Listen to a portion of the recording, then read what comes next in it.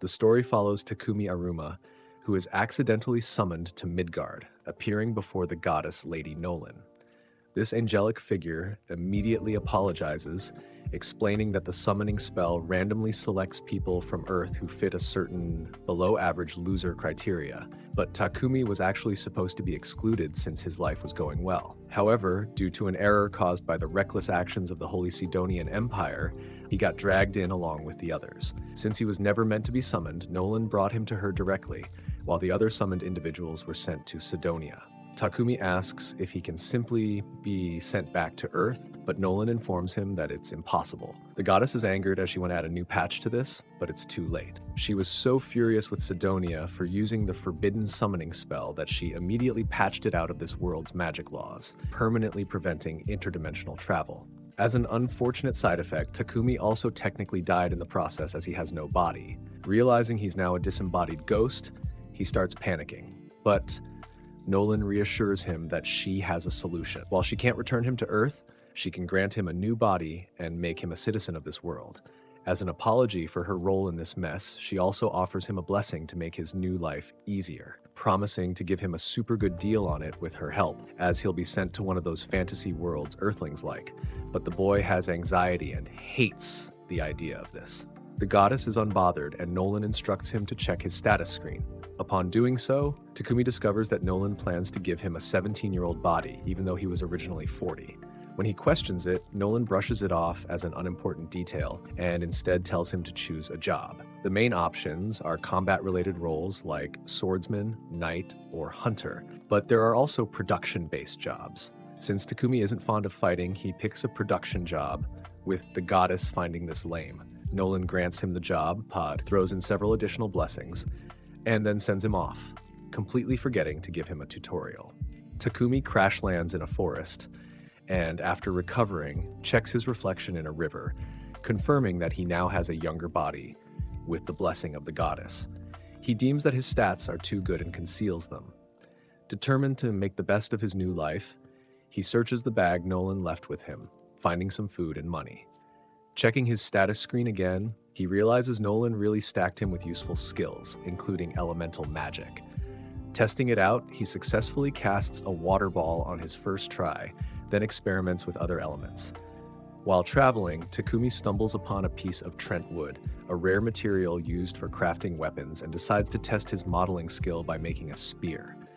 Finding a variety of useful plants nearby, he gathers them, but soon realizes he can't carry them all. Fortunately, he remembers he has an item box skill allowing him to store everything effortlessly, with this being his new paradise. Just then, he hears a scream. A little girl bursts out of the bushes, pleading for help as a massive horned rabbit chases her. The rabbit charges at Takumi, and in a panic, he blindly thrusts his spear, accidentally killing it with a lucky strike. Shocked by his unexpected victory, he assumes it must be due to Nolan's blessing, though in reality, it was pure luck. As a result of the fight, he gains the warrior job title, much to his dismay, since he wanted to avoid combat. However, his priority is checking on the girl, who introduces herself as Molly. She explains that she was picking herbs but wandered too far from her village and got attacked. Hearing about a nearby village, Takumi eagerly asks if he can go with her. Molly agrees and also suggests he take the rabbit's corpse, as its meat is valuable. As he stores it in his item box, he realizes he just revealed his skill to Molly, something he had planned to keep secret. Meanwhile, the other summoned individuals, being the below-average losers, arrive in the Holy Sidonian Empire, completely disoriented.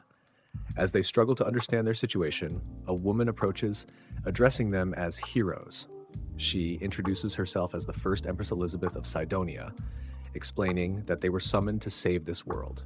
However, the group immediately finds her suspicious. One of them, Akane, has a unique skill granted by Nolan called Revelation, which allows her to instinctively recognize the truth. Her gut tells her that Elizabeth is deceitful and not to be trusted. Back with Takumi, he arrives at Molly's village, where her parents, Bunga and Martha, thank him for saving their daughter. They welcome him but inform him that the village has no inn for him to stay in, how him to stay ever. They offer to build him a house instead.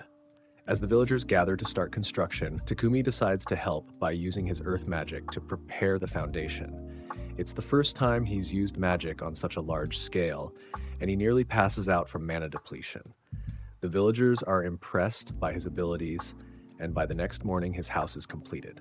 Using his various crafting skills, Takumi makes furniture for himself and decides to test his alchemy abilities next. He obtains ores from the village blacksmith, boron, and successfully extracts iron ingots using alchemy, though it drains a huge amount of his mana. Excited by his progress in alchemy, he keeps going, nearly passing out again. Molly later finds him collapsed on the floor, looking completely drained. Luckily, Bunga and Martha give him a recovery potion, saving him from serious harm. But Martha gives him a good lecture. They make him promise not to overwork himself, with the mother and daughter coming by to watch him. He creates iron, gold, lead, tungsten, titanium, and tin, being really fascinated by rocks. Over time, Takumi refines his blacksmithing skills, creating weapons and tools. Once his blacksmithing level reaches 40, he wants a new challenge, so he goes to ask Bunga about herbs and shifts focus to potion making. Borrowing a basic potion from Bunga as a template, he uses herbs he collected to create his own version, bringing back childhood memories. His potion appears even more vibrant and contains magic, but he's unsure if it's safe. To test it, he decides to build poison resistance by ingesting questionable substances until he's on the brink of death, then using healing magic to recover. His reckless method pays off, granting him the purification skill, which will undoubtedly be useful in the future. Soon, an armored boar greets him, forcing him to defend himself. He now has a little experience, but the boar is too strong, easily destroying his weapons. So, Takumi shifts tactics to magic, starting with Wind Cutter, then Rock Ball, but the boar doesn't even feel it. While stepping back in fear, he notices an unknown poison spider, but of course, it loses. On the brink of death, Takumi makes a bold play, jumping over the head of the beast and using his alchemy decomposition. The move is a one-hit KO. Taking pity on the spider, he heals its injuries, unknowingly taming it. He names it Maple, and the spider, now able to speak telepathically, bonds with him. Back in town, the people are impressed by the boar, but terrified of the big spider. The village holds a feast in his honor, as it has never been better. Meanwhile, the goddess keeps a close eye on Takumi. Another goddess walks up to her, assuming she has a big plan for the boy. One morning, Takumi yells at Maple, who's trying to look away. When he wakes up, he finds himself tied up in bed. He immediately realizes that Maple is responsible. She apologizes, admitting that she's been feeling lonely since he's been so busy lately and just wanted his attention. Recognizing that he's been too caught up in work to spend quality time with her, Takumi decides to take the day off to play with Maple, which makes her incredibly happy. Just then, Martha enters with lunch for Takumi. Having no context, she assumes Takumi is about to be eaten. However, Takumi reassures her that it's not what it looks like. While Martha believes him, she can't help but notice the high-quality silk Maple has produced and immediately starts scheming to collect as much of it as possible. Later that day, she successfully creates a spider silk shirt, and the women in the village are enamored by its luxurious texture. Takumi, unaware of how valuable spider silk is, learns from the villagers that it's typically a luxury only nobles can afford. Martha then asks Maple to produce more silk, but since Maple can't understand the language, Martha is determined to get her silk one way or another. Eventually, Maple agrees, though it means she won't be able to spend as much time with Takumi. While a bit disappointed, Takumi acknowledges that he still has plenty to do. It has been about a month since Takumi first arrived in the village, and he plans to head to the city soon to further his alchemy studies. However, he finds it difficult to say goodbye after growing so close to the villagers. Before leaving, he visits Boron at the forge to continue his blacksmithing training. Together, they craft a perfectly fitting chest plate and a pair of steel-toe boots. Boron notes that the boots will be useful for combat, though Takumi insists he has no intention of fighting, as he only wants to pursue alchemy. But Boron reminds him that monsters won't care about his career choices. Soon after, Bunga arrives, expressing sadness about Takumi's departure, but understanding that moving to the city is the best way for him to expand his business. Since a trader from Bolton will be visiting the village in a few days, Bunga arranges for Takumi to travel with him. As Takumi prepares for his journey, he encounters Martha, who is discarding the entrails of a horned rabbit that Bunga caught. She explains that while the meat is edible, it requires proper processing to remove diseases and parasites, something the village lacks the equipment for. However, Takumi purifies the meat using his magic, making it safe to eat. Martha is grateful, but shocked to discover he can use light magic. This skill could make him rich, but she warns him not to reveal this ability outside the village, as very few people possess it, and it could attract unwanted attention. Takumi takes her warning seriously, but intends to improve the village before leaving. Using earth magic, he constructs a brick wall for defense instead of the wooden fence, installs a water pump, and adds other amenities. By the time he finishes, the village looks completely transformed. When the merchant arrives, he barely recognizes the place. Bunga greets the merchant, Popek, and after completing their trade, Takumi joins them to set off for Bolton. Popek, having heard a lot about Takumi, introduces himself. The villagers gather to say their goodbyes, and before leaving, Takumi gifts Bunga a potion, mentioning that he has left around 100 more at his house in case of emergencies. Popek, upon seeing the potion, is stunned by its quality and asks to examine it closely, noting that it looks like a prime Gatorade glacier freeze. The villagers bid Takumi farewell, assuring him he will always be welcome. Before he departs, Martha gives him an outfit made from maple silk, making him look dripped out, which deeply touches him. Takumi was truly loved by this community as he helped everyone. With one final thank you, Takumi gets into the carriage and leaves for Bolton. During the journey, the others in the carriage note how much the villagers seem to love Takumi, making his farewell an emotional one. Traveling with him are members of a C-rank party called Lion Fang, Heath, a blonde swordsman, Riel, a red-haired archer, and Booger, a gloomy-looking warrior. As they ride, Riel notices Takumi holding his bag tightly and asks if it contains something valuable. Takumi casually mentions that his pet killer spider, Maple, is inside. The group is stunned that he managed to tame such a dangerous creature. Riel, intrigued, asks to see her, but his creepy demeanor unsettles Maple, leading her to headbutt him in the face. Takumi apologizes, but the others assure him that Riel deserved it. Meanwhile, Maple appears to have taken a liking to Booger, treating him like her father, while remaining indifferent to Heath. As the journey continues, Popek pulls Takumi aside to discuss the potions he saw earlier. He inquires if Takumi has more for sale, expressing interest in buying them. Before they can proceed, the carriage comes to a sudden halt. A horde of goblins is blocking the road, preparing for an attack. While this is bad news for Takumi and Popek, the Lion Fang members are excited, eager for some action. They instruct Takumi to stay back as they engage the enemies. Popek can never get used to this life as a merchant, with Takumi not envying the man. With Riel taking down goblins from a distance using his bow, and Booger and Heath handling the rest with brute force, the battle is quickly over. Afterward, they gather magic stones from the goblins' bodies. Maple, having observed their performance, grows fond of Booger, develops a dislike for Riel, and remains indifferent to Heath. After 3 days of travel, the group finally arrives in Bolton, Kingdom of Barkula. The Lion Fang members head to the Adventurers Guild to report the success of their escort mission, and Takumi accompanies them since he needs to register in order to stay in the city. Ideally, he would prefer to register with the Alchemist Guild, but since there isn't one in Bolton, he has no choice but to become an adventurer.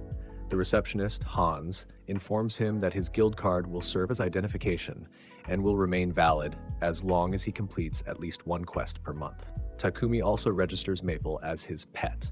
With his registration complete, Takumi visits Popek's trading company to negotiate a deal for his potions. He has around 103 high-quality potions, and Popek offers to buy them at premium prices, 10 silver coins each for healing and stamina potions, and 50 silver coins for mana potions. Doing the math, Takumi realizes he will make over 7 million yen from the transaction. Though it seems like an absurd amount, Popek assures him that he could earn even more if he builds a reputation as a producer.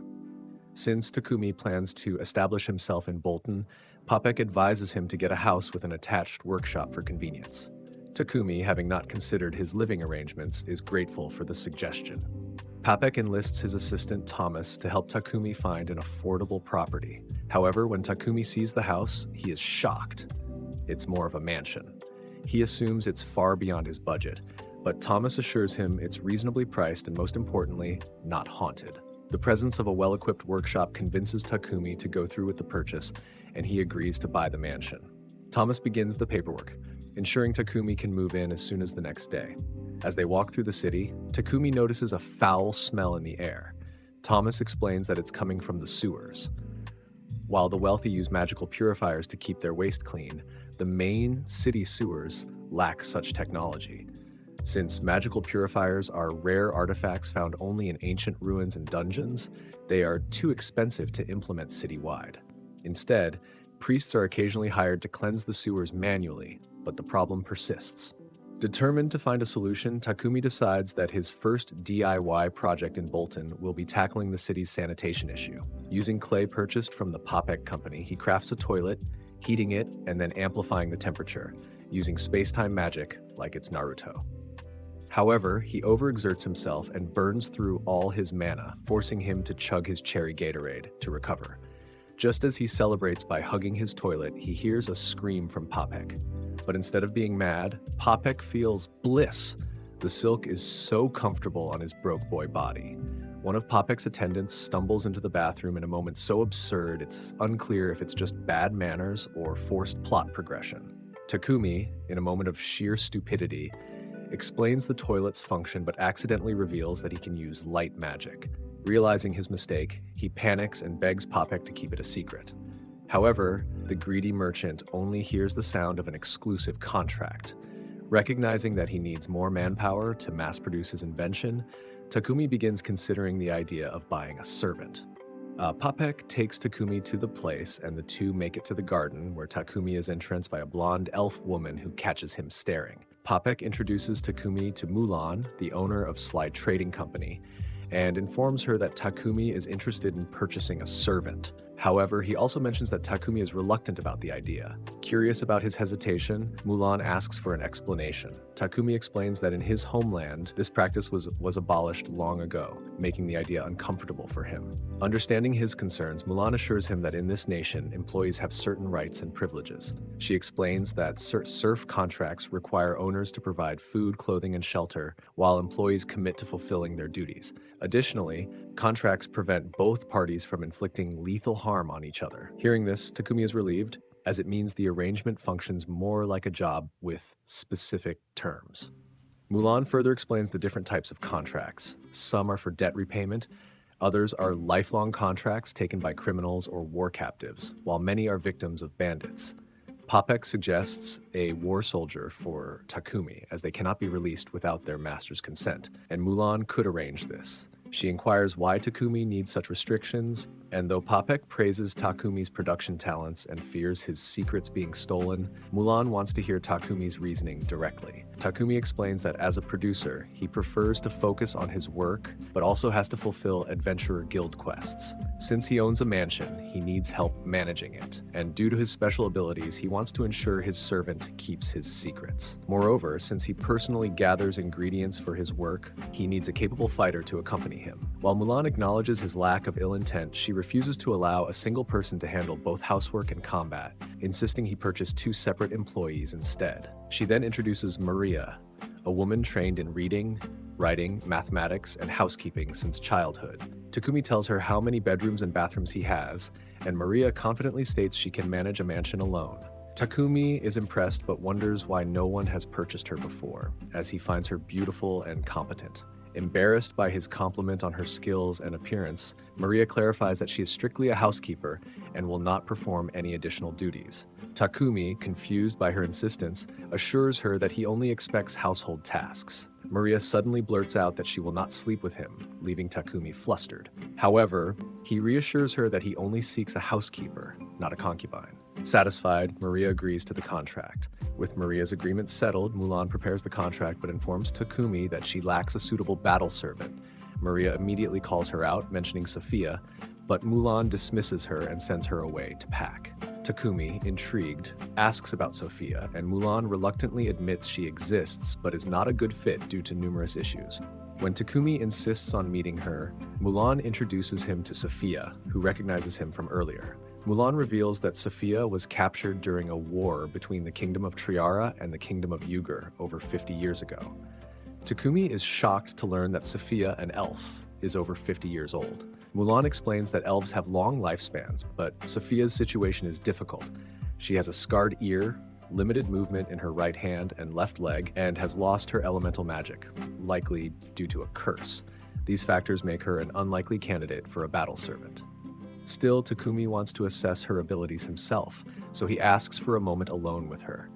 He examines her status using appraisal despite his reservations about doing so suddenly as he grabs her face. To his surprise, her stats are extraordinarily high, and though her injuries and curse limit her, if he can heal her, she would be an ideal combat partner. When Mulan returns, Takumi declares his decision to take Sophia. She protests, listing her flaws, but Takumi insists he can fix them. Amused by his confidence, Mulan agrees to the arrangement. After finalizing the contract, Mulan performs a magical binding, and after chanting some lyrics, the contract is complete, making Maria and Sophia officially Takumi's servants. Maria expresses gratitude and promises to do her best, as does Sophia. Takumi pleasantly greets them back, but Sophia scolds him for being so polite to his servants. Feeling awkward, he brushes it off, while the shop owner is happy that the girls are going to a nice home. The trio then returns to Takumi's mansion, where his pet killer spider, Maple, excitedly jumps out to greet him. Alarmed, Sophia instinctively prepares to attack, but Takumi quickly explains that Maple is his pet. Though skeptical, Maria and Sophia decide to accept it. Takumi shows them to their rooms, offering Sophia one and Maria the adjacent one. Both are surprised by his generosity, as the rooms are extremely luxurious, but he insists that he has no use for them himself. He also informs them of a large bath they can use anytime, though they feel like he, as the master, should go first. He dismisses their concerns, stating that he's wealthy and leaves them to settle in. Later, as the two bathe, Maria expresses relief that Takumi also chose Sophia, believing Mulan would never have let her leave otherwise. Maria notes that for 50 years, Mulan rejected all offers for Sophia, suggesting she must have seen something in Takumi. While Sophia admits Takumi seems kind, she remains wary, having noticed that his records were blank, with no information about his hometown or lineage. She keeps this to herself, suspecting he has secrets.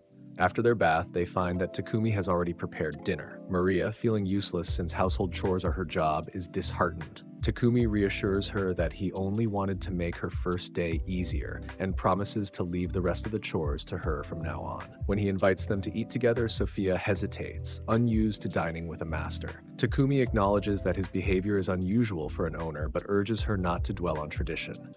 He also dislikes being called master and asks them to use his name instead. Maria agrees, though Sophia remains unsure. The next day, Takumi visits Popek's trading company to collect a package. Popek cautions him to handle it carefully. On his way back, Takumi notices a nearby church and decides to stop inside to pray to Nolan, thanking her for the skills she granted him. However, he also questions why she has such a strong dislike for the Holy Empire of Sidonia. Suddenly, Nolan appears before him, startling him. She explains that she heard his prayer and brought him to her realm for a conversation. In response to his question, she reveals that Sidonia does not follow her true will. There are two major religions in the world, the Church of Creation, which genuinely worships her, and the Church of Divine Light, which acts independently. Sidonia's empire has conducted crusades to spread its faith by force, but Nolan chose not to intervene. She then grabs his attention to tell him that his tutorial mode is almost over. Takumi doesn't understand, and she reminds him of all the people he's interacted with so far, as they've all been helpful or convinced by him. This is because of her, as she selected people to fit him, but now that ends, as the people he runs into in the future will most likely want to do harm to him, or at least disagree with his morals. She tells him that the blessing will stay on him, but his life will be different, so he should enjoy what he has. Meanwhile, the villains of the story, the Sidonia Empire, are plotting a scheme with their summoned heroes. As they report the status to the king, the attendant says that they were hard to persuade at first, but Lady Elizabeth made sure they'd listen to her. At that time, the boy who looks like a main character, Akira, is practicing swordsmanship with a general. Yamato is having flashbacks of high school when he was the judo club's ace, but he suffered a humiliating loss to a first-year prodigy. The only one not moved to train hard was Akane, with Elizabeth having a tough time trying to get her to practice.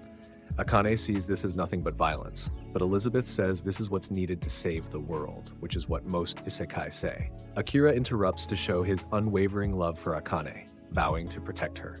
Akira can't help but think Elizabeth is dangerous, as he can already see her manipulating Akira's feelings. Takumi comes back home and is tackled by Maple, dropping his items. Sophia goes to pick them up, but Takumi puts all the stuff in his item box.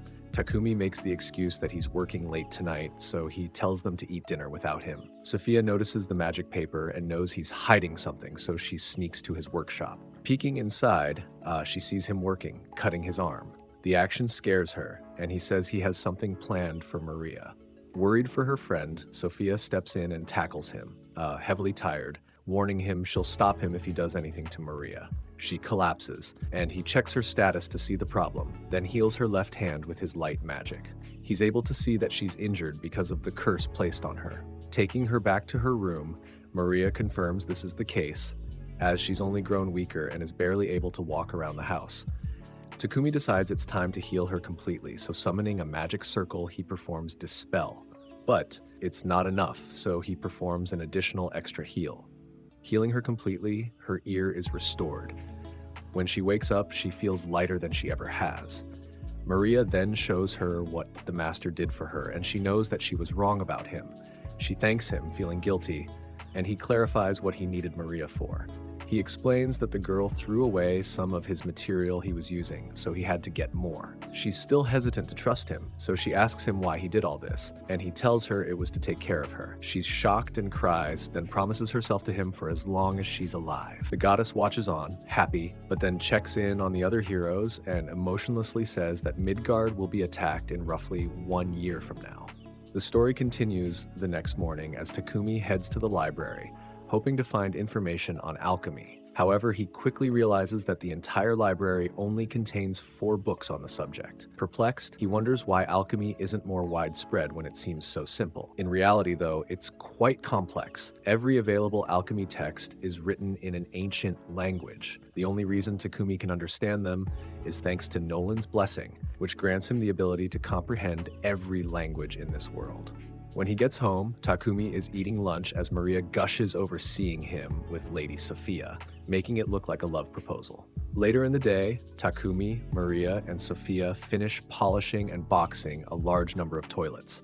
Although there are still many more to go, their progress is steady, and Takumi feels he can take a break from toilet making for now. Since he won't be working on that anymore, Maria asks what his next plan is. Takumi explains that he intends to embark on some journeys soon, primarily to search for new alchemy ingredients, eat unique meals, and travel whenever he wants. He already plans to take Sophia as his bodyguard, meaning he'll need Maria to stay behind and look after the house. However, Maria isn't thrilled about being left behind while the two have an adventure and asks if she can come along. Takumi initially refuses, pointing out the dangers involved and reminding her that he hired her as a maid to maintain the mansion. Maria compares it to being a toilet left in the desert. While Maria understands his reasoning, the thought of being left alone makes her feel lonely, so she pleads with him to reconsider. Takumi doesn't want to abandon Maria, but before making a decision, he decides to check her combat skills. He grabs Maria's face, shocking Sophia and making Maria blush, and uses his appraisal skill to examine her stats. To his surprise, she is quite capable, not overpowered, but certainly strong enough to be a battle maid. With that in mind, Takumi agrees to let her join the journey as long as she's confident in her abilities. Sophia offers to train Maria in combat and magic to ensure she's ready, and Takumi, seeing the benefits, asks Sophia to train him as well. Since Maria will be joining them, Takumi decides it's time to craft equipment for everyone. He asks Sophia what kind of weapon she'd like, and without hesitation, she lists an entire arsenal expected from an experienced warrior. Maria, on the other hand, has little knowledge of weaponry, but mentions she received some short sword training from Mulan. She requests battle knives, which Sophia points out may not be ideal due to their short reach, suggesting she also carry a spear. Maria isn't familiar with spear combat, so Sophia offers to give her a crash course while Takumi works on crafting the weapons, making it look like the two are in gym class. Takumi forges the blades quickly, but the process drains a significant amount of his mana, forcing him to drink a potion to recover. He gives them their own unique designs. Sophia's weapon gets a wing motif, while Maria's features a flame pattern. Afterward, he enchants the weapons with attack boosting and auto repair effects to minimize maintenance. Once the blades are complete, he moves on to crafting the handles. Since Maria's knives require a sheath, Takumi imagines how they'd look strapped to her thighs, man of culture side, nearly making him pass out. At that moment, Maria feels a disturbance in the force as her thighs sense imminent danger to armor, requiring their exact measurements. Rather than taking them directly, he pulls out 2 life-size dolls of Maria and Sophia that he had previously crafted using his Appraisal EX skill, though he refuses to explain why he made them. He finds their bust sizes quite scandalous. He constructs the armor using maple silk and the hide of an armored boar, letting his taste in clothing run wild. After multiple redesigns over several days, he presents the final armor to Maria and Sophia, both of whom are surprised at how well it fits, despite never giving him their measurements. Maple blurts out that he has dolls of them, but before they can question this, Takumi quickly changes the subject and asks how they feel about their new weapons. Both are pleased, with Sophia praising the balance of her sword and Maria appreciating the precision of her knives. Takumi, happy to have his battle-made fantasy fulfilled, just hopes Maria doesn't notice. Takumi also crafts magic-enhancing rings for them, though Maria and Sophia feel guilty for making him go through so much trouble. Takumi reassures them, saying that while the process was exhausting, it helped him level up his ice and lightning magic, making it worthwhile. With their equipment ready, the group heads to the Adventurers Guild so that Maria and Sophia can register. As first-timers, they receive the lowest rank, H. While at the guild, the receptionist reminds Takumi that he needs to complete at least 1 quest to maintain his adventurer status. Looking at the quest board, he hopes to find something easy, but Sophia encourages him to take on a higher difficulty quest to increase his rank. At that moment, a group of arrogant D-rank adventurers tries to lure Sophia and Maria away from Takumi. Overhearing Takumi's H-rank status, they attempt to intimidate him, assuming he's weak. They also make disrespectful comments about Maria and Sophia. Although Maria is ready to put them in their place, Takumi stops her, deciding to handle it himself. He's scared, but after they made a pass at his friends, he refuses to back down. One of the D-rank adventurers, a pot-bellied man, throws a punch at Takumi, who doesn't dodge. Instead, the attacker breaks his own hand on impact, making it look like a used-up bottle of toothpaste. The commotion attracts the attention of the guildmaster, Barak, who demands an explanation. At first, he suspects Takumi of wrongdoing, as he is unharmed while the other man is injured. However, Maria and the receptionist vouch for Takumi, explaining that he simply stood there while the other guy punched him. Curious about how this happened, Barak asks Takumi for details. Although hesitant to reveal his abilities, Takumi ultimately explains that he used his item box to retrieve a piece of charcoal, coated his upper body with it, and then converted it into diamond, making his defense impenetrable. Impressed, the guildmaster suggests promoting Takumi to D rank immediately to prevent similar altercations in the future, noting that the men only acted out because he had pretty women by his side. Takumi, however, insists that an automatic promotion would be unfair. Instead, he agrees to complete a series of difficult quests to prove his abilities. Sophia and Maria support the idea, and they accept a quest to exterminate a band of goblins and kobolds while gathering medicinal herbs. Venturing into the forest, Maple scouts ahead and warns them of 4 goblins nearby. Sophia takes the lead, swiftly cutting down 2 of them. The remaining 2 are caught in Maple's web, allowing Maria and Takumi to finish them off. Takumi is pleased with their teamwork, but notices an unusually high number of monsters in the area. Having already slain nearly 100, Sophia suspects a nearby monster encampment, likely led by a goblin general, a C-rank monster that would typically require 5 D-rank parties to defeat. Despite the challenge, she believes their combined abilities give them a solid chance of victory. Takumi is unsure but decides to trust his teammates. However, Maple suddenly informs him that she is about to evolve and will be unable to fight. Understanding, Takumi places her in a pocket dimension to rest, something that surprises Maria and Sophia, who demand to know when he learned such a skill. Playing it off casually, Takumi refocuses on the mission, warning that they'll have less support without Maple. Upon reaching the goblin camp, Sophia counts around 400 enemies. Rather than engaging in direct combat, they opt to unleash their strongest magic spells, wiping out the majority of the goblins in one coordinated attack. The battle isn't over yet, but they have the advantage. Suddenly, the goblin general arrives. Sophia takes on the grunts, leaving Takumi to face the general alone. He's scared, but his intuition and physical enhancements level up, allowing him to block the swipe of its sword. While defending, he manages to use a fire spell. By the end of the day, the 3 are exhausted but collect a large haul, causing another commotion and drawing the attention of the guildmaster again. Just as he's about to yell at them, Maple pushes him aside to show off her new Spider-Girl transformation, looking like she came straight out of a spider isekai. Now able to talk, she excitedly announces that she's wanted to do this for a long time. Later, Maria visits Takumi in his office to request money for cloth. Takumi, confused, points out that Maple can just provide silk, but Maria blushes, finding it wasteful for making underwear. She then sketches what she needs, which looks like a loincloth. Takumi, baffled, draws what proper underwear should look like. His drawing is so provocative and forward that Maria eagerly wants a pair. Popek soon arrives with a message from the Lord of Bolton, Marquis Godwin, who wants to meet Takumi, specifically because he's amazed by the toilets. During their meeting at the castle, Godwin addresses him as Mystery Ruma, recognizing his invention as a breakthrough in preventing disease. To Takumi's shock, the Marquis even bows to him, though Takumi feels such respect is unnecessary for a commoner. When they return home, Maple proudly shows off the new sets of panties. Takumi gives a stern expression and tells them to put them on, only to immediately apologize as it sounds inappropriate. The girls, however, blush and teasingly ask if he'd like them to wear them around the house. Embarrassed, he quickly leaves, prompting Maria to call him a wuss. Sophia scolds her, but when asked about her own thoughts, she also calls him a coward.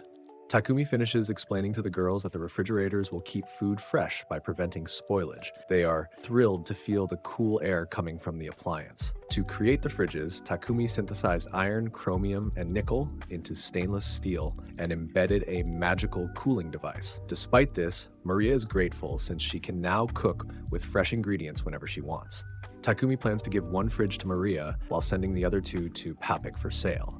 Once that's taken care of, he intends to move on to his next project. When Sophia asks if he's building something new, Takumi clarifies that he wants to make adjustments to their equipment. Since their battle with the goblins, he has been thinking about improving their gear, especially since they will be traveling soon. His goal is to forge a new set using mithril and adamantite.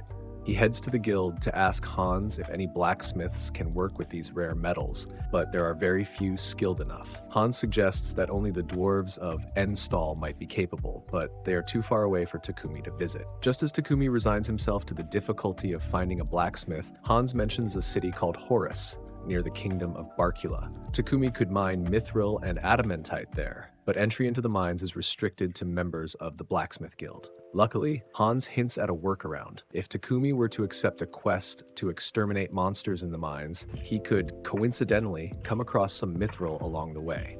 This would help him meet his quota while also getting him what he wants. The guildmaster then appears and offers Takumi the perfect quest. The guild is running low on treant wood, which is crucial with winter approaching, and asks Takumi to collect some, as most adventurers are busy hunting black buffalo. Since trants are found near the Horus mines, it's a convenient opportunity. As he also has space-time ninjutsu, it should be a breeze. Takumi feels pressured and accepts. Additionally, the guildmaster requests Takumi escort someone on his way there, which sounds like more work than Takumi anticipated. He questions why him, as he has never done a mission like this before, not to mention why the Lion Fang group can't handle the escort, but the guildmaster explains they are occupied with another mission, leaving Takumi as the only option. Takumi agrees, but asks Hans about the travel time. By horse-drawn carriage, it would take 7 days, but using a monster horse would cut it to 4. Takumi likes the idea and asks for one, but Riel arrives with bad news. All the monster horses are currently in use by Lion Fang. Riel, having returned from a quest to deliver a black buffalo before it spoiled,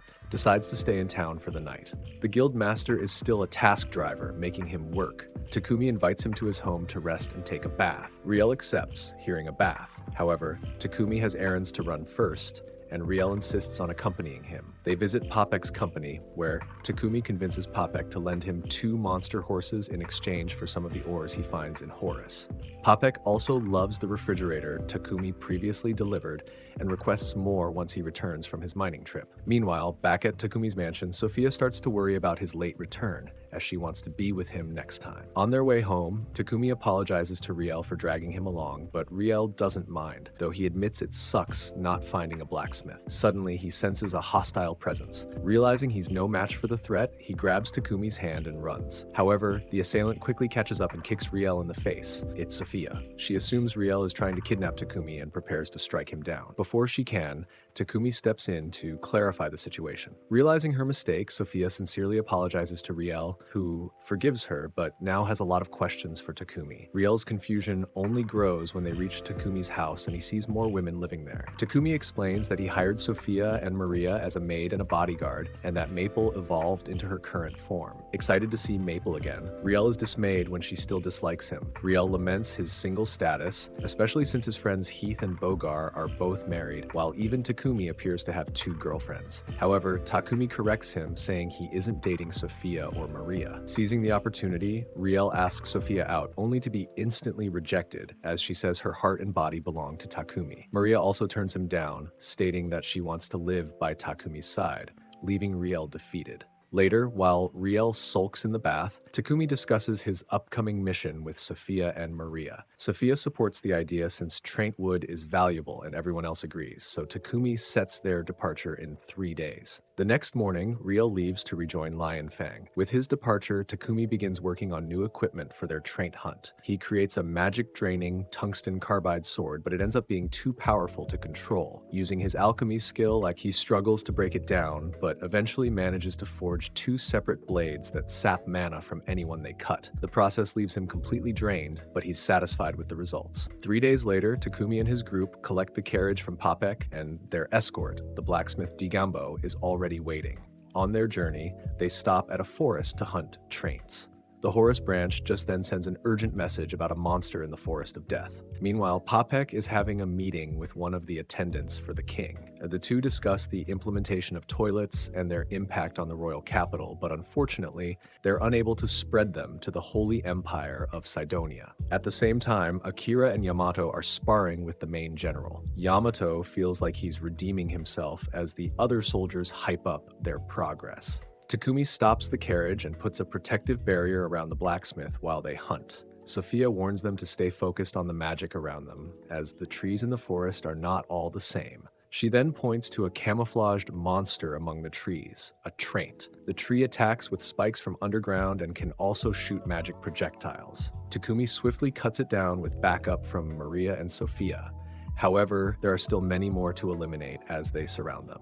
Maple is happy to see such a big haul, so Sophia suggests using magic, which proves effective. They soon encounter the stupid-looking face of the Elder Tyrant. The party works together, using a multitude of skills to eliminate its branches. However, Sophia explains that their attacks won't work, as the Elder Tyrant can regenerate despite their efforts. To defeat it, Takumi coats his sword in fire and delivers a decisive strike, while Sophia provides cover, finally felling the creature. The tree disappears and drops a miracle apple, a fruit so rare that hardly anyone gets to taste it. With their mission complete, they proceed to Horus. Upon arrival, they visit the Adventurers Guild, causing quite the commotion with Maple. The blacksmith points out a quest to eliminate mole monsters in the mines. These creatures devour ores, making them a serious threat. Accepting the quest grants them access to the mines. While mining, they quickly find mithril ore and adamantite, but their presence draws monster moles. Takumi blinds them with light magic, making them easy to defeat. Sophia and Maria are disappointed since this tactic denies them any real combat, making Maria feel useless. The mission is a success, and they return to Bolton a few days later. Back in Bolton, Takumi visits Digambo's shop to learn how to refine mithril ore, iron, salamander gallstones, and adamantite. After much effort, he succeeds in extracting the metals and begins crafting new gear. He enhances Maria and Sophia's armor with magic suited to their elements, making it both lighter and more durable. His own armor is imbued with Thunderclap, an extreme agility buff that allows him to move at incredible speed, though when he tries to show off, he immediately crashes into a wall. Finally, Takumi unveils their new weapons, showcasing the powerful enchantments he has placed on them. The girls like them, but Sophia still asks for a shield to be made so she can protect him. Takumi understands, but wants her to cherish her own life more. The goddess watches this scene fondly, but is worried, as the heroes in the Cydonia Empire will be ruthless when the time comes. After 1 year of training, the two boys no longer look like normal high schoolers, but bloodthirsty soldiers, giving off a more sinister vibe that the king approves of. In the heart of the kingdom of Barkula, the king reads the recent message from the empire. Though the words are kind, the threat is clear. The Church of Divine Light sends a messenger to meet with the king of Barula after learning about the purification magic toilets used in the kingdom. The church formally, though perhaps more like tattling, appeals to the Pope in Cydonia, leading him to declare that purification magic is a divine gift that should be exclusive to the church. The The king is utterly confused, asking what they actually want. As a result, they demand that the king of Barula hand over the patent for the purification magic circles, with all rights to the toilets going to the church. The king scoffs, reminding them that they can't even take it, as a gift from God doesn't come from them. The messenger is angered, but argues that since sacred purification was used, their claims are inexcusable. He then demands that they reveal the creator's identity and bring him to the Holy Empire of Cydonia. The king listens, but dismisses their demands as ridiculous, choosing to ignore them entirely. The church's messenger is shocked by the king's defiance and threatens to recall all church priests from their country. However, the king remains unfazed and even encourages them to leave. Takumi later hears about the king's decision from Popek, who is unsure whether it was the right move. However, he reassures Takumi that it's fine. Still, Takumi worries that outright rejecting the Church of Divine Light could lead to conflict. Popek reassures him, pointing out that the Church of Divine Light isn't the only religious institution. There's also the Church of Creation, which has a strong following in Barula. Takumi already knows of this, but Popek adds more details, including information about the god Anat. Unlike the Church of Divine Light, which charges hefty fees for holy magic, the Church of Creation provides healing to anyone in need. Given this, the Church of Divine Light's departure won't be much of a loss, as not many in Barula follow their religion. However, since the church is backed by Cydonia, Takumi realizes he should probably avoid them going forward. Popek then reveals the real reason for their meeting, to inform Takumi that the king was impressed with the toilet and refrigerator he presented earlier and has requested a meeting with him. Takumi is hesitant to meet someone as important as the king, but Popek assures him that it's optional. Popek really wants to go and encourages Takumi to accept. Eventually, Takumi agrees, and later that evening, he shares the news with Sophia and Maria, asking if they'd like to accompany him to the royal capital, Bakilatos. He feels obligated since the king has already protected him from Cydonia. Both are excited to go, so they plan to depart in a week, using the time to prepare for the journey. Since the trip will take 7 days, Maria focuses on food supplies, while Takumi works on making new cloaks for them using dark element magic stones from Popek. These cloaks will have perception-blocking enchantments, making them useful for combat and ensuring that Sophia and Maria won't attract unwanted attention in the capital. As Sophia and Maria go shopping, Maria comments that Takumi doesn't seem to value himself enough.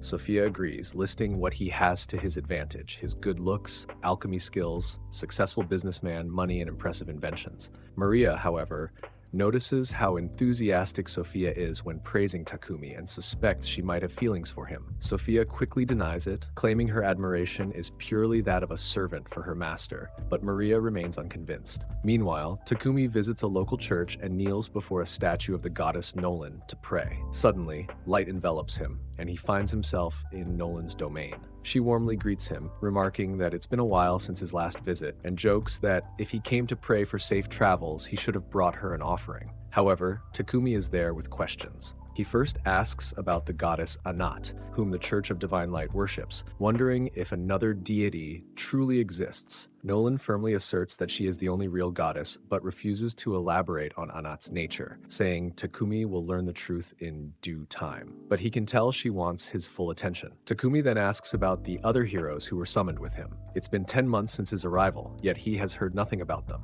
Nolan finally admits that when she summoned him, she altered time, sending him 1 year into the past. The other heroes haven't been summoned yet. They will appear in a few months. Confused, Takumi asks why she went to trouble of sending him back in time, but before he can get an answer, Nolan cuts the conversation short, saying his time is up. She also requests sweets as an offering next time, before playfully knocking him back down to the mortal world. Takumi wakes up on the church floor, suspecting that Nolan was intentionally avoiding his questions about the heroes. He then returns home to finish the cloaks for Sophia and Maria. Sophia feels embarrassed to receive a matching cloak to Takumi, as she feels it's a bit forward, being shy. Both love the designs, which makes Takumi happy, but he still has another project in mind. He takes them to his workshop, revealing his plan to build a carriage for their frequent travels rather than borrowing one each time. However, while he can construct the carriage, he doesn't have a horse, so he'll need to borrow one from the guild. Maria chuckles as she knows something Takumi doesn't. She suggests an alternative. They could tame a creature from the Forest of Death outside Bolton, where they might find a unicorn or a drake horse, both significantly faster than regular monster horses. Excited about the idea, Maria insists they go hunting for one. During their search, Takumi asks Sophia if drake horses are much better than the guild's monster horses. She confirms that drake horses possess superior speed, stamina, and durability. They resemble normal horses but have a large horn and dragon-like scales. As they continue, a bush wolf suddenly runs out at them, and they ready their weapons, but instead of attacking it, runs past them. Takumi is glad to see his cloaks work at such a high level it can deceive the noise of the wolf. Knowing this, Sophia and Maria opt to take them off so they can get combat training. As they continue through the forest, Maple notices an abundance of dead trees and wonders what caused it. Maple tries to get the party moving towards the drake horse, but they're more interested in playing Minecraft. Eventually, she stumbles upon an injured drake, which immediately reacts with a lightning attack, though Maple realizes it's simply scared. Relating to its fear, having once been in the same situation before Takumi found her, she reassures the drake that her master is kind and will heal it. However, before they can wait peacefully, two termite-like monsters appear, seemingly the ones responsible for the drake's injuries.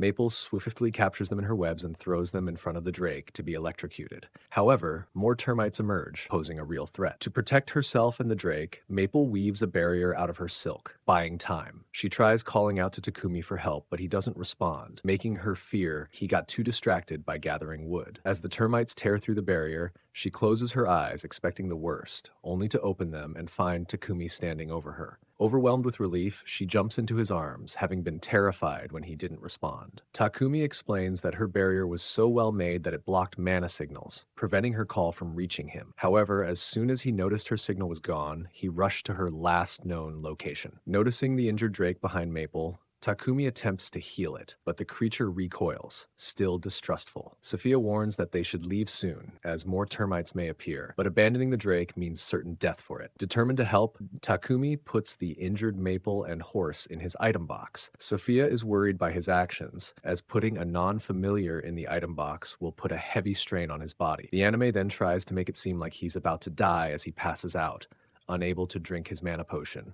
In his bed, Sophia explains that by the second the horse is in storage, Takumi will slowly wither away as more mana is being taken from him. Sophia knows she must do something, so she kisses his hand, managing to reach Maple with the power of her mana and telling the girl to make a similar barrier to the one she did in the forest with her web. This will somehow create a space-time portal for them to escape. The process takes a while as Sophia stays by Takumi's bedside all day, with him waking up to the sight of her. The two go to reunite with Maple, and Takumi goes to see the horse, where he makes a contract with her, naming her Camellia. A shy, timid beast girl named Reva is meeting with a potential master. The client is impressed by her magical talent, but asks if she can use any practical spells. Reva admits that she hasn't learned any useful ones yet, but promises to work hard to become useful to him. However, the man cuts her off and declines to purchase, explaining that he needs someone who can assist him immediately rather than waiting for her to train. Still, he acknowledges her uniqueness and wishes her luck in finding a master. After he leaves, Reva apologizes to Bolton for yet another rejection, but he reassures her that the right master will come along eventually. Though she tries to stay hopeful, years have passed and she has yet to find a master. She reflects on her past, remembering her younger brother and how she had to sell herself to support her family.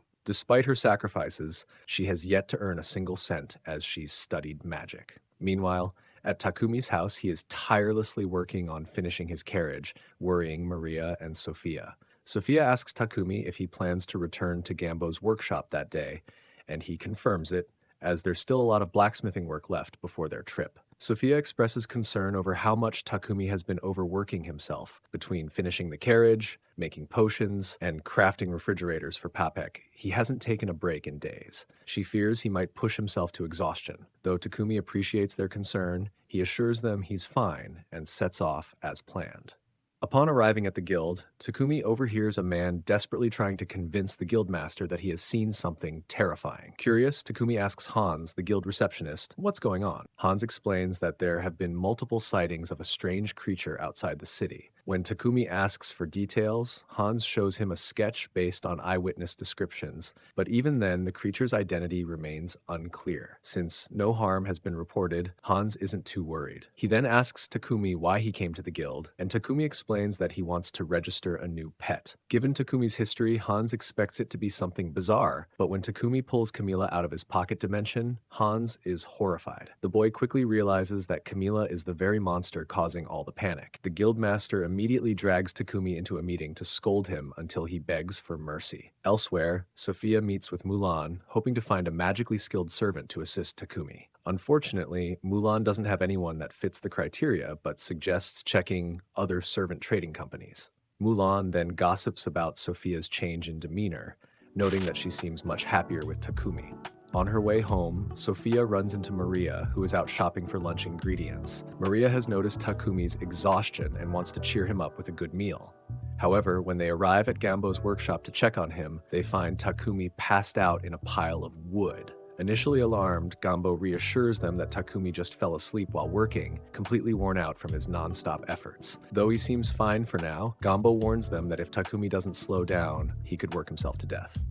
After waking up from his nap, Takumi finally completes the carriage. He's proud of his creation, and rightfully so. It defies physics. While it appears to be a normal carriage from the outside, the interior is the size of a house. Sophia and Maria frantically ask how this is even possible. Takumi has used enchanted spatial magic to expand the space inside and included various comforts to make long trips more enjoyable. It has a toilet, kitchen, and bed. The group takes it for a test drive, with Maria eagerly taking the reins. Despite its high speed, the ride is incredibly smooth, eliminating any risk of motion sickness. With some time left before their scheduled departure, Takumi tells Maria she can suggest additional features for the carriage. Amused, she asks for deadly spikes on the sides, purely for style. While Takumi acknowledges her suggestion, he immediately dismisses it. The driving boosted the horses' stats, but annoyed the townspeople. A few days later, the group prepares to set out on their journey. At the city gates, they meet Lion's Fong, their escort to the capital. Popek and the others soon arrive, and with everyone gathered, they're ready to depart. Before leaving, Popek is curious to see Takumi's carriage and asks for a look inside. Takumi agrees, and the moment Popek steps in, he is completely blown away by the spacious interior. He bombards Takumi with questions about how he managed such a feat, and even offers a fortune for the knowledge.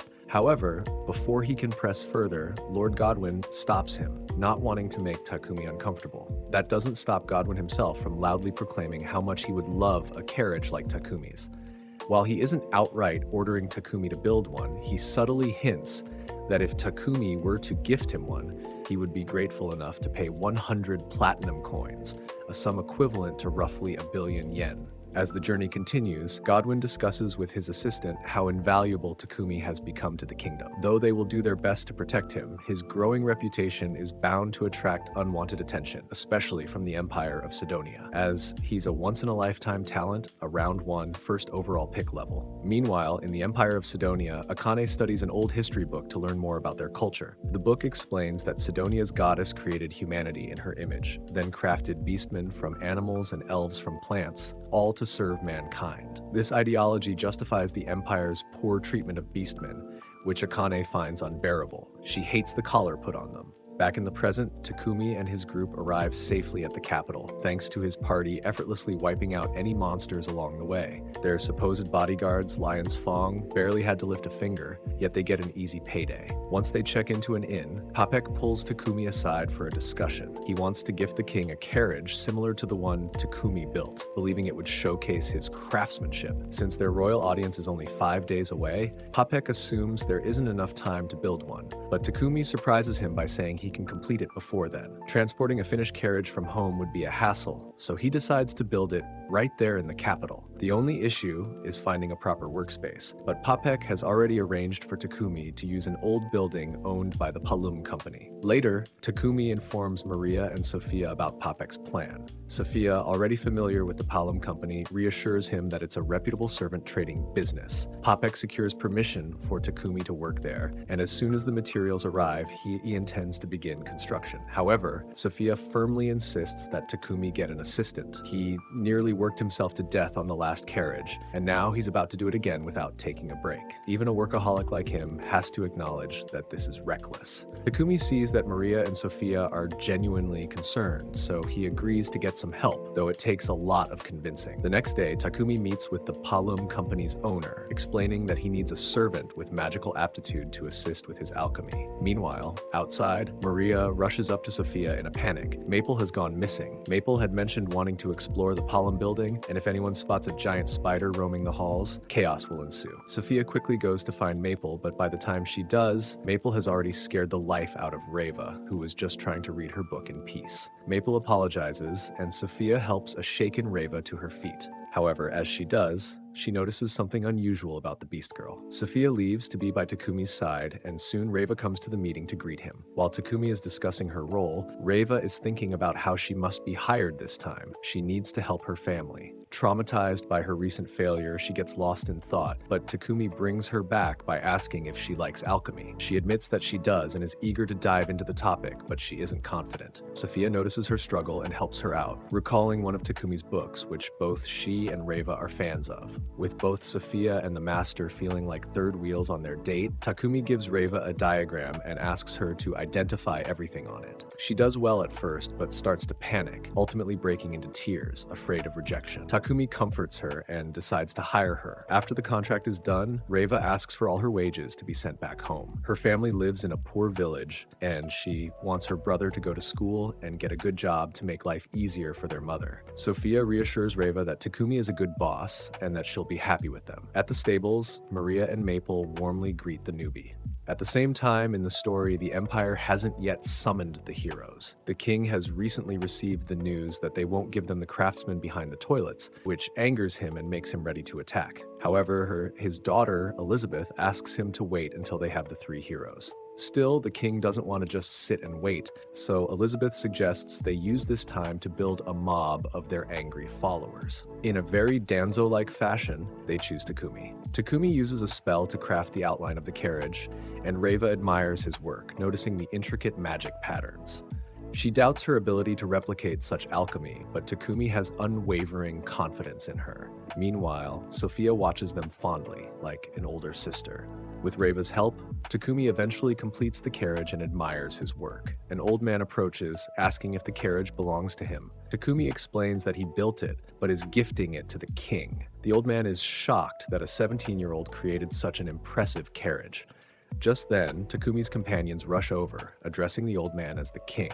Takumi is mortified, realizing he had spoken so casually to royalty. However, the king reassures him that formalities aren't necessary in this informal meeting, as he dislikes official gatherings. Originally, the meeting was supposed to be in the reception room, but the king does as he pleases.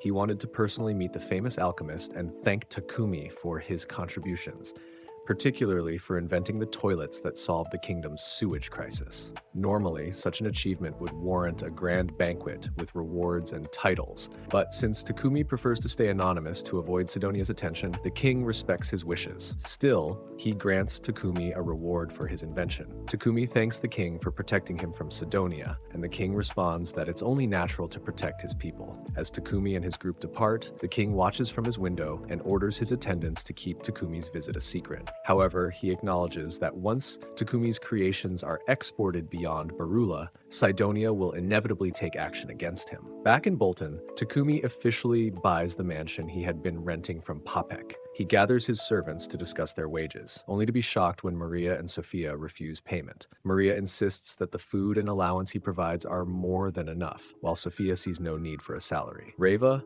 finds it amusing that Takumi has to argue just to convince them to accept wages, reminding them to save up for when their contract with him ends. But Sophia remains adamant, saying that even after his death, she intends to watch over his grave for the rest of her life. Maria adds that she would like to be buried next to him, calling it perfect. Meanwhile, in the Empire of Sidonia, one of the princess's spies acquires one of Takumi's purification devices. The princess is outraged, questioning whether they fear the wrath of their god, Anat. She finds it blasphemous that someone would dare replicate holy magic instead of paying the church for its use. Tracing the devices back to Bolton, she orders a small unit to destroy their source. declaring that such disrespect toward the Pope and Anat will not be tolerated. Back at Takumi's house, Reva unexpectedly asks to register as an adventurer. Though surprised, Takumi understands her reasoning. Becoming an adventurer will enhance her stats and increase her mana, aiding in more advanced alchemy. He agrees, and they head to the guild, where Reva gets her guild card and officially joins Takumi's party, with her earnings being sent back to her family. Hans then pressures Takumi to name his party, as they are already one of the guild's top groups. However, Takumi sees no need for a name, considering he never wanted to be an adventurer in the first place. His team also lacks defined roles and a frontline fighter. While he could train to fill that role, he has little interest in combat. Out of nowhere, Barak appears and declares his intent to train Takumi into the best frontliner, completely ignoring Takumi's reluctance. He proceeds to throw Takumi around the training grounds, demanding he come up with a party name. Unfortunately, the only names Takumi can think of are toilet-themed, earning him even more punishment. Why does this party only think about going to the bathroom? Certified weirdos. At home, even Maria's suggestions are rejected for being terrible, like Mr. Takumi and his servants. Reva's ideas aren't any better, as they sound more like title credits than actual party names. Sophia, witnessing the ordeal, is furious and prepares to attack Barak, but Takumi stops her, admitting that while painful, the training has significantly boosted his combat stats. 10 months after being summoned, the other heroes continue their training. Yamato has become strong enough to overpower his instructor, while Akira mocks him, claiming his aggressive fighting style wouldn't work in real combat. Akane points out that Akira's own style is just as aggressive, but Akira arrogantly claims that, as the protagonist, he is naturally superior. She reminds him that she and Yamato are also called heroes. When he invites Akane to his room for special training, she ignores him. He then says it's fine if his furry attendant watches. Lately, Akane has noticed a concerning change in both Yamato and Akira, and suspects that something is off about Sidonia and its goddess. Her research into the Church of Divine Light reveals its doctrine of human supremacy and the enslavement of demi-humans, contrasting with the Church of Creation, which promotes equality. This makes her uneasy about the true purpose behind their summoning, as it's obvious the Church is trying to manipulate them. Back in Bolton, Takumi gifts Reva a ring and a staff to assist her in adventuring. The staff, made from trant wood and mithril alloy, impresses her, but Maple grows jealous since Takumi rarely crafts weapons for her. However, Takumi surprises her with a custom weapon, which Reva helped him make, making Maple happy. The next day, Takumi resumes training with Barak, hoping to come up with a party name to escape further punishment. His best attempt, Cat's Claw, is dismissed as a ripoff of Lion's Fang, earning him another round of painful training. Even Maria's attempt at naming is so bad that Barak physically rejects it. Takumi braces for Sophia's rage against Barak, but to his surprise, she's yelling at him to adjust his fighting style. Watching the training, Sophia realizes that Takumi is indeed weak in hand-to-hand combat, so she now supports Barak's efforts. After hours of grueling training, Takumi finally gets a break, only for Hans to offer him an escort mission so he can rank up. Though reluctant, Takumi is convinced by Barak and his team to accept. The journey to Kilbus is brief, thanks to Takumi's carriage and Camellia. The merchant they escort feels safer with them and plans to sell basic necessities, including the purification devices, while also buying milk per Papek's request. Takumi is shocked to learn that milk exists in this world, as he has never seen it in Bolton. He is excited about the discovery, especially after hearing that Kilbus also has cheese. On the way there, some monsters block their path, but Camellia's lightning makes quick work of them. Upon arrival, Takumi and his team try cream stew for the first time.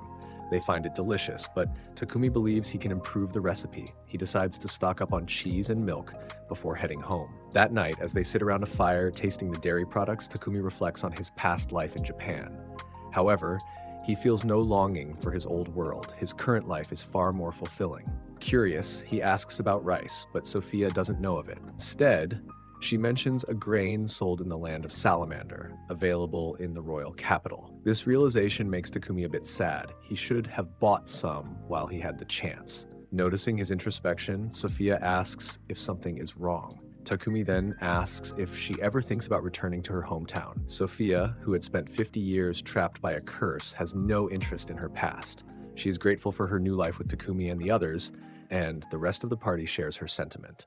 Takumi understands their feelings. Ever since arriving in this world, he has truly taken flight in life. Thinking of the person who gave him this opportunity, he finally knows what the party's name should be: Wings of Nolan.